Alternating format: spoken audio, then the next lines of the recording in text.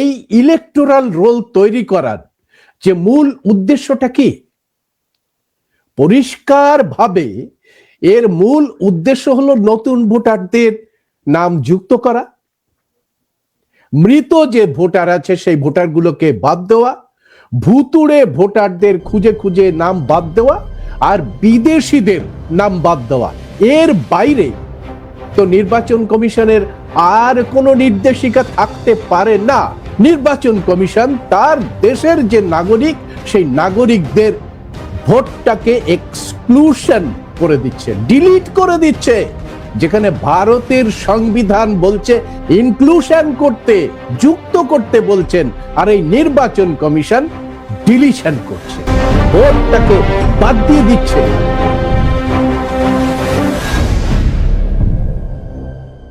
এই যে ভয়ঙ্কর খেলাটা, সেই খেলাটা কে শিখিয়েছে? মোদিকে কে শিখিয়েছে? অমিত শাহকে। এবং অমিত শাহ, মোদি নিজেরা এই যে খেলাটা, সেই খেলাটা নির্বাচন কমিশনের মধ্যে দিয়ে শুরু করেছে। বন্ধুরা, এই যে ভিডিও একটি আছে, আপনারা খেয়াল করে দেখেছেন, আমেরিকার মিনেসোটাতে একজন ৩৭ বছরের নারী সমাজকর্মী রিনি নিকোলাস গুডকে একেবারে সরাসরি আতঙ্কবাদী বলে খুন করে দিল, প্রকাশ্যে খুন করে দিল। আইসিই নামক ট্রাম্পের নিজস্ব পুলিশ বাহিনী, সেখানে এফবিআই আছে, অনেক কিছু আছে।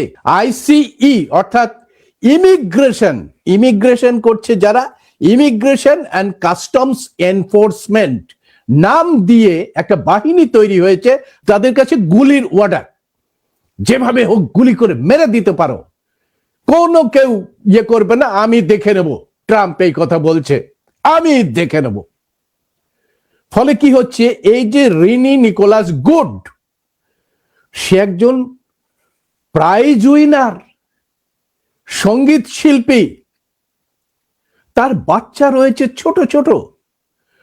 সে গাড়ি সাইড নিচ্ছিল, দৌড়ে এসে তাকে গুলি করে খুন করে ফেলেছে।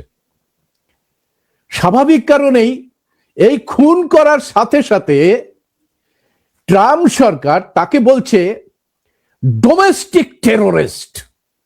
আপনারা বুঝতে পারছেন, নরেন্দ্র মোদী এই যে সমস্ত মানুষেরা প্রতিবাদ করছিল সিএএ, এনআরসি, এনপিআর এর বিরুদ্ধে, তাদের নরেন্দ্র মোদী এবং অমিত শাহরা বলছিল আরবান নকশাল।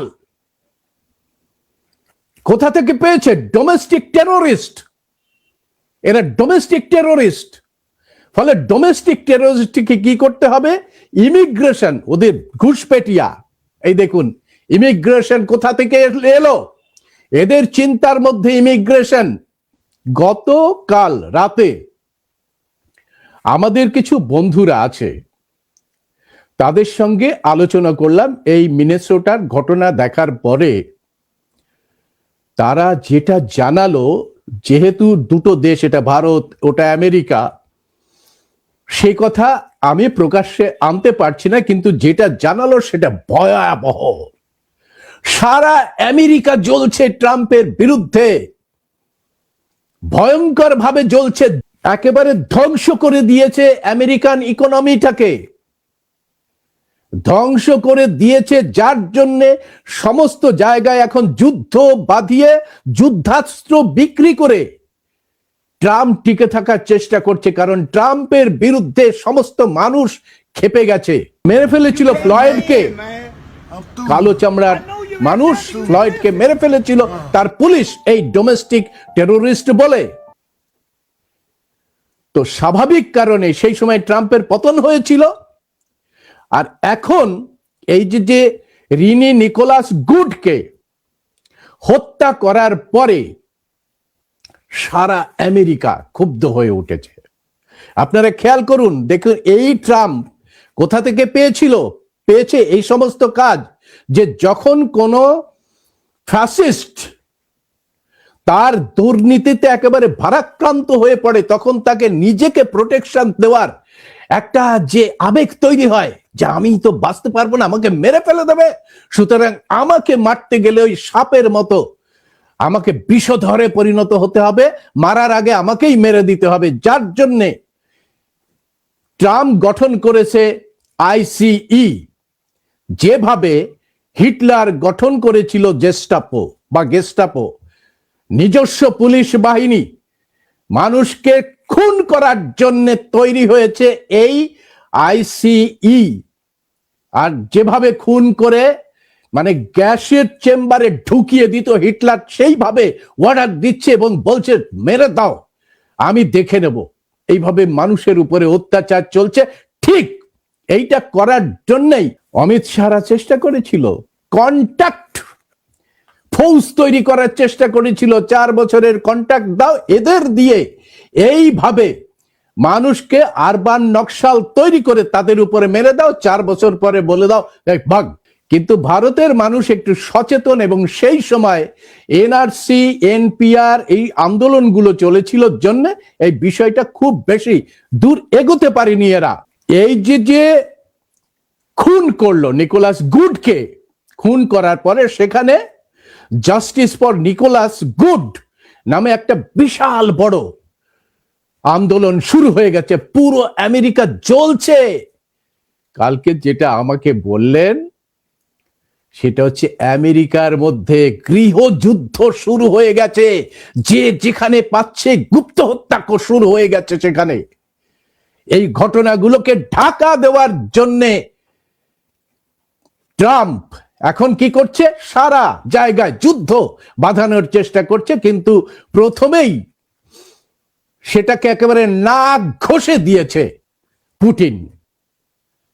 যে এই আলোচনায় যাচ্ছি না আমরা যাচ্ছি যে এই যে ষড়যন্ত্রকারী সন্ত্রাসীরা আসলে একই জায়গা থেকে শিক্ষা নেয়, এবং সেই শিক্ষাটা আমাদের যে মোদি এবং অমিত শাহ সেটা গ্রহণ করেছে, এবং সেটাকে এই জ্ঞানেশ কুমারের মধ্যে দিয়ে ভারতের মানুষকে দুর্বল করে দেওয়ার জন্যে, ধ্বংস করে দেওয়ার জন্যে, মেরে ফেলার জন্যে দেখছেন শত শত মানুষ আতঙ্কে মারা যাচ্ছে, বিএলও মারা যাচ্ছে।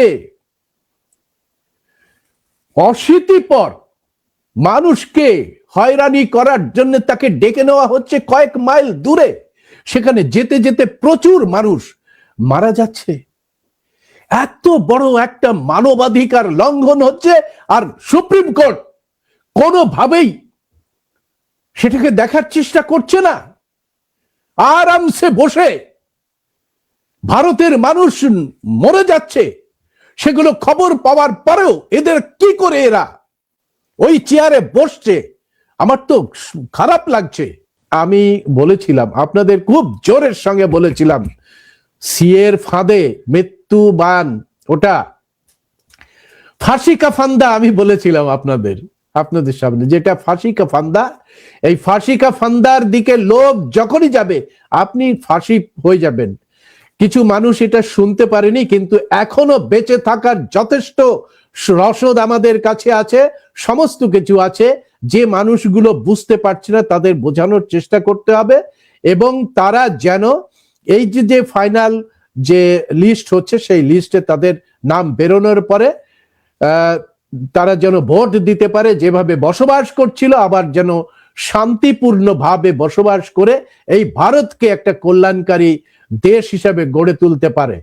এই আবেদন করে আপনাদের সবাইকে ভালোবাসা, কৃতজ্ঞতা জানিয়ে আজকের এই আলোচনা এখানেই শেষ করছি। জয় ভীম, জয় ভারত, জয় সংবিধান।